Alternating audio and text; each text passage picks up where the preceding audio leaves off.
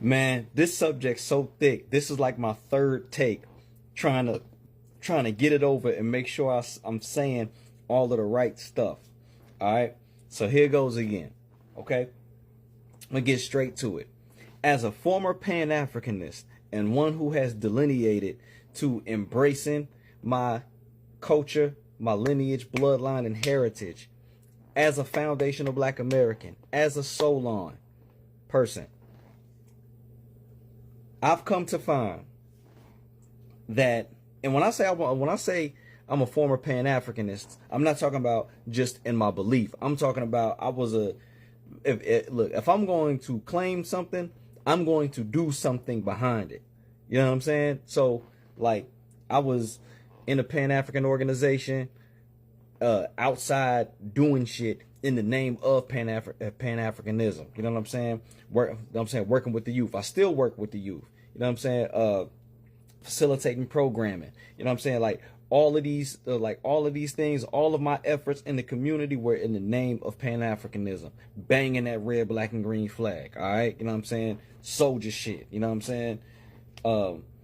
But what I've come to realize too, considering that, the reason why delineation and this new generation of Black Americans embracing our identity, our ethnicity, our heritage, our lineage, and our legacy here in this country, and calling ourselves foundational Black Americans.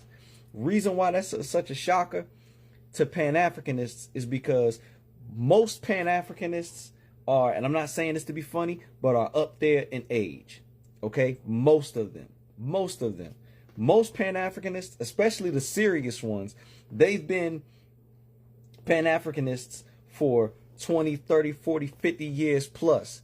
And I've spent a lot of time, a lot of money, a lot of energy, brain power, and manpower to put programming together to, again, work with the youth, to, feed the kids. You know what I'm saying? And to just all of the efforts to uplift and liberate our people. They did it strong and tough for decades in the name of Pan-Afrikanism. And now here comes, and I'm gonna clarify something real quick too. I'm about to say this real fast because I need as much time as I can.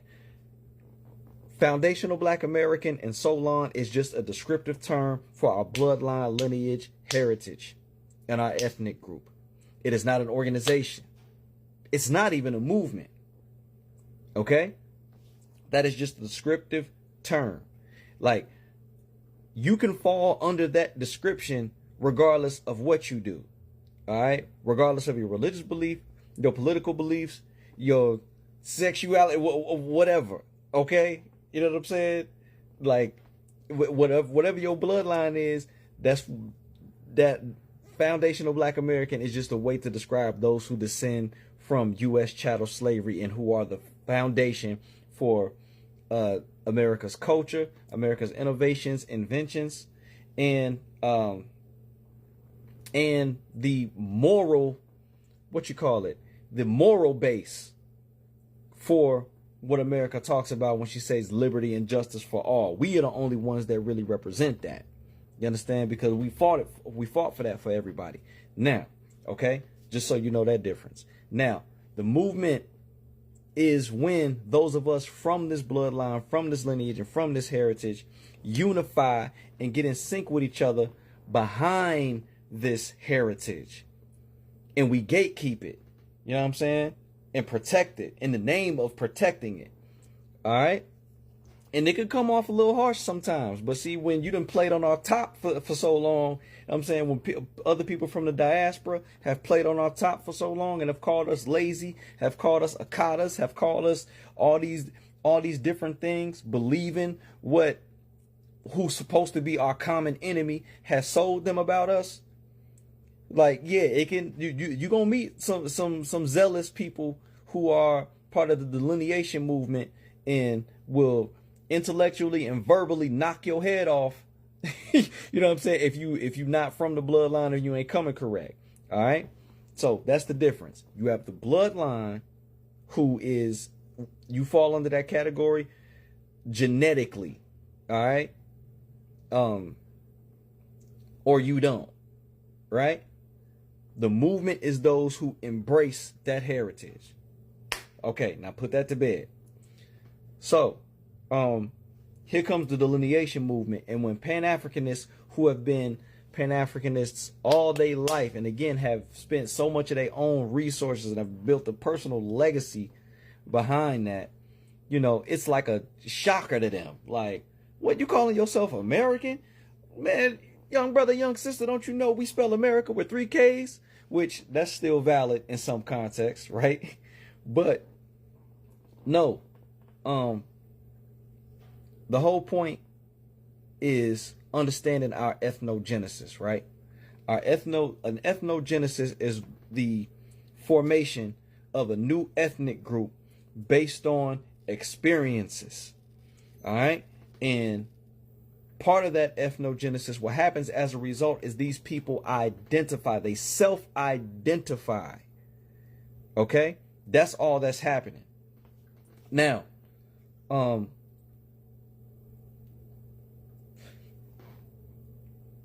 the big part of it is represented by the flags, right? The Pan-African flag, the red, black, and green, it represents all black people, right? And this concept is one that has been weaponized against us, particularly by the Democrat Party. All right? People of color. Okay? So this broad blackness thing, that I'm pretty sure many of you have seen it. That clip, it was some YT guy at a convention, and he was talking about how corporations will hire African immigrants so they won't deliberately won't have to hire foundational black Americans because they still meeting their quota. Because why? The African immigrant counts as black. But that African immigrant got his own flag though. If the country he comes from has a flag. Well, what flag belongs to black Americans? The red, black, and green flag, brother. That flag that belongs to everybody?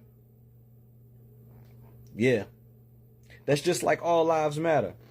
You know, when we were screaming about how our lives mattered, white T conservatives will say, all lives matter. Okay, well, me as a black American, where's my flag at? All these other countries got flags. Where's my flag at? You got a flag, the flag that represents all black people. Still no specification. Are we not worthy of specification? As heavy as we put it down and the legacy that we built here, are we not worthy of specification?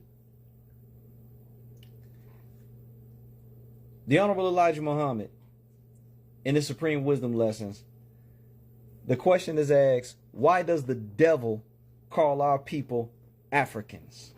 Not why do we call ourselves African?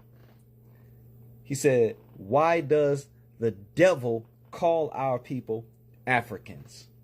And the answer is kind of extensive, but a part of the answer, a big part of the answer is because he wants us to think that we are all different. I've heard some say that Elijah Muhammad once told somebody if he were to answer those questions today, he would answer them entirely different. Now, so I'll do a little bit of that. Why does the devil call our people Africans? Not because he wants us to think that we are all different. He wants us to think that we are all the same. And we are not all the same. We're not. I'm not saying anybody's better or worse, but we're not the same. We're different. We are unique ethnic groups. Okay? And it ain't nothing wrong with that. I got a part 2 to this.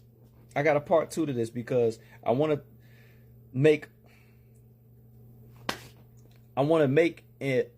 a submission. I want to make an assertion. Okay? About Pan-Afrikanism and how the only way it could be relevant today and effective today. All right? So lock in for part 2. All right, so here go part two. And before I begin here, I want to reflect on that question from the Supreme Wisdom Lessons. I got a background in the Nation of Islam, by the way. That's how I was able to pull that. And I've always found that question interesting. So reflecting on that again, the question was asked to Elijah Muhammad, why does the devil call our people Africans? And in that time, part of his answer was he wants us to think that we are all different. But again, it's been said that he said if he were to answer those questions in the modern time, he would answer them totally different. So my answer to that question in 2025 is, why does the devil call our people Africans?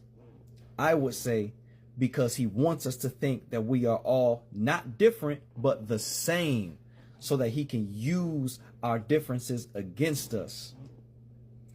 An example of that I pulled was this clip. I wish I knew exactly what it was from. I tried to find exactly what that convention was, but it was a clip of a Caucasian gentleman speaking at a convention, explaining how corporations will hire black immigrants so they won't have to hire foundational black Americans and still meet their quota. Why? Because the black immigrant still counts as black, right? Another example, I seen, it was a Haitian brother. He was given a presentation about, and he was discussing how he was stopped by the police. And the police was like on one when he came to the door, talking to him real hostile, had his hand on his weapon and everything. But then he asked for his ID, gave him his ID. He looked at his last name, and the officer said, "Oh, you're Haitian." And his whole demeanor changed. So again, they want us to think, at least black Americans, they want us to think that we are the same as everybody else, so they can use everybody else's differences with us against us. Okay? So, and now, this othering of foundational black Americans, our people, as an ethnic group, is dangerous because it leads to erasure. And the big problem that those of us in the delineation movement have with Pan-Afrikanism is that, again, this broadness that the Pan-African flag represents, the broadness that the flag represents, again, there's no specificity, no specification for us, right? And now, because in Pan-Afrikanism, we are not taught to have pride in our heritage as black Americans. We are taught, and the Nation of Islam has used this too, but we are taught that you've been robbed of your name, robbed of your language, robbed of your religion, robbed of your culture. Heavy on the culture. Heavy on the culture. So now with that in our minds, even though, now let me do due diligence and say that the Nation of Islam is very, very pro black American. You know what I'm saying? They did specify black American. You know what I'm saying? As a matter of fact, the founder of the Nation of Islam, he said in the Supreme Wisdom Lessons, in the section titled Instructions to the Laborers, he said, "I can sit on top of the world and tell everyone that the most beautiful nation is in the wilderness of North America." All right, so he specified, you know what I'm saying, Elijah Muhammad's teacher specified something particular, a unique focus on black people in North America, foundational black Americans. I just want to say that. But no, so between the Nation of Islam and Pan-Afrikanism parroting the same narrative that you've been robbed of your name, robbed of your language, robbed of your religion, robbed of your culture. Again, heavy on the culture side. What that has led us to do, it is led to a different kind of self-hate. Like, what? Pan-Africanism teaches self-hate? Yes. Not maliciously, though. I'm not asserting that it was done maliciously. But again, what's resulting in the subconscious mind of the Black American who's hearing this is, damn, white tea supremacy and the slave master really beat us down and took everything from us about our identity. So I really ain't worth a damn as a Black American. So in order to validate myself as a Black person, I have to turn to Africa and adopt some culture from Africa in order to be legit as a Black man or as a Black woman. You know? So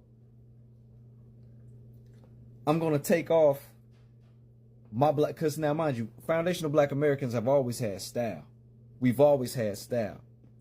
But to hell with my foundational Black American style of dress, which is just as cultural, it's culturally specific to my people. But I'm going to throw this off and I'm going to throw a dashiki on. At the functions, Black American music isn't cultural enough.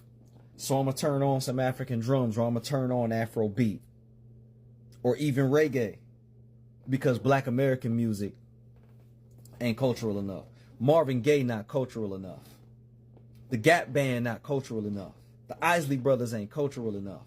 Tupac ain't cultural enough. Lauryn Hill ain't cultural enough. Kendrick Lamar not cultural enough.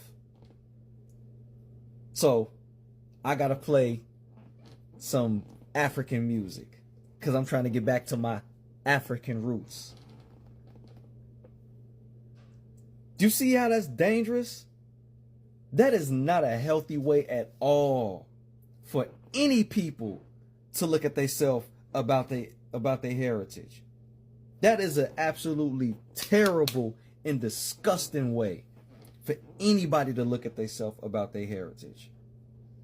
No, I vehemently reject that, and I flush that notion down the toilet. I flushed it. No, look, if I, knock on wood, but if I died today and before I went, somebody said, you get to put a message up on the blimp for Black America to see, what would your message to Black America be? My message would be, there is nothing wrong with you. You are just as valid as anybody else. And you are a beautiful people. Always have been, always will be. You don't have to take anything else from anybody else's culture to validate yourself.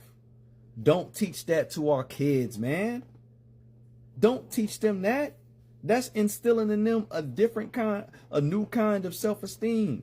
And that spits in the face of our ancestors. Our foundational Black American ancestors, that spits in their face. Because a whole lot of our ancestors, especially abolitionists, they wasn't talking about going back to Africa. They wasn't all talking like Martin Delany. They wasn't all talking like that. Harriet Tubman wasn't down with that. Look it up. Frederick Douglass wasn't down with that. David Walker, that's my name, he wasn't down with that. A. Philip Randolph wasn't down with that. You know what I'm saying? Like, no, a lot of our ancestors was like, man, we ain't going nowhere. This is our home. Our blood is soaked in this soil. They want to pull us up from our root, but they can't do it. We are rooted here. No. The only way for Pan-Afrikanism and Pan-Afrikanists to be effective today, they got to be strong in their pride and their representation in those who are foundational Black Americans, Pan-Afrikanists who are foundational Black Americans. Be proud and strong in your foundational Black American heritage. Step up to the plate in the diaspora as a representative diplomat on behalf of your nation here and do business. Forget the honeymoon and the celebration and stuff. Do some business. That's what it need to be. One.